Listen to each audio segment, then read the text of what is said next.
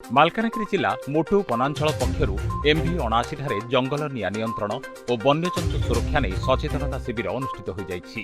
ଏହି ଅବସରରେ ମୋଟୁ ବନ ବିଭାଗ MV-79 ସ୍ଥିତ ରେଞ୍ଜ କାର୍ଯ୍ୟାଳୟଠାରେ ଏକ ସ୍ୱତନ୍ତ୍ର ବୈଠକ ଅନୁଷ୍ଠିତ କରାଯାଇଥିଲା। ଏହି କାର୍ଯ୍ୟକ୍ରମରେ ACF Mansun Khemendu, range officer Tanuja Kartik, ପରିଚାଳନାରେ ଶ୍ରୀ ତପନ କୁମାର ସାହା, ମୋଟୁ ଫରେଷ୍ଟର ମୁରଲୀଧର ଅନୁଗୁଳିଆ, ଫରେଷ୍ଟର ଦୀପଙ୍କର ଶିଉଳି ଏବଂ ଅତିଥି MV-79 doctor Shyama Prasad, degree महाविद्यालय जुक्त 3 अध्यक्षा प्रभासिनी महापात्रଙ୍କ सह आखपाख ग्रामर VSS मेंबर और ग्रामवासी उपस्थित थिले। ए कार्यक्रम रे बण अग्नि को रोकिबा पाई अंटा भिड़िला मालकानगिरी वन विभाग।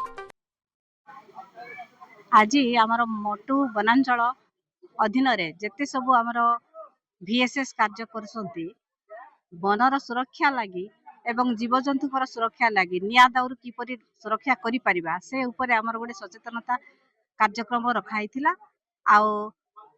आमर ACF मैडम तथा आमर प्रिंसिपल मैडम आसिक बहुत सुंदर भाव रे गाँ लोकन को बुझाइथिले।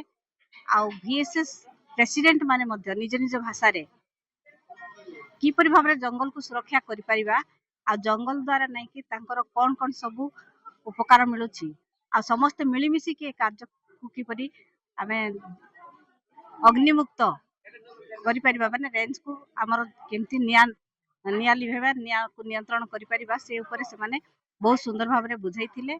आ मु आशा करूछि ए वर्ष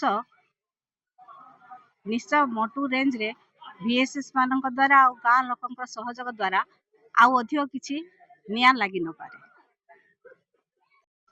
आज मोटू वनांचल विभाग पक्षर जो कार्यक्रमटी है अति उत्तम कार्यक्रमटी रहा।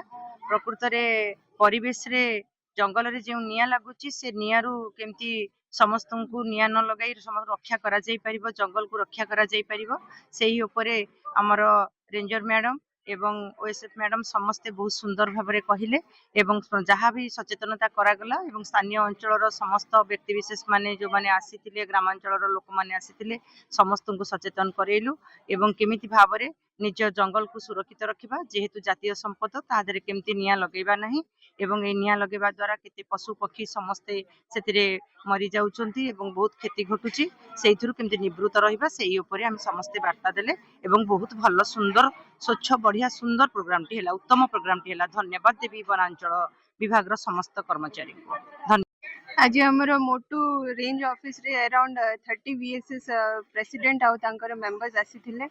हमर मीटिंग टा गुटे सब लोकल लैंग्वेज रे हमें करिलु तांको निज भाषा रे जहा कोया भाषा रे से माने बुझेले आमे भी तांको हमर जो प्रोविजन रही छि इंसेंटिव कथा हैला जेतबेला हमें पूरा वनाग्नि मुक्त करि देबा से कथा भी बुझिलु। ता सहित हमें आमर जो ओडिशा फॉरेस्ट एक्ट रे पनिशमेंट अछि ता कथा भी हमें बुझिछु। हमें आशा करूछु कि हमर ए मीटिंग ता सक्सेसफुल रहिबो आ लोकन को हमें जो वार्ता देबा पे चाहूथिलु से से माने बुझि परिबो।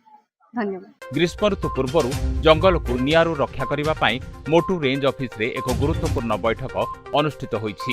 एथिरे जंगल सुरक्षा कमिटीर सभापति माननकु शामिल करा जाई निया लेभिबार विभिन्न कौशल शिखा जाईछि। वन विभाग अधिकारी कहवा अनुसार जंगल हेउछि आमर जातीय संपत्ति। एथिरे निया लागिले बहु मूल्यवान गछलता और पशुपक्षी प्राण हरंती।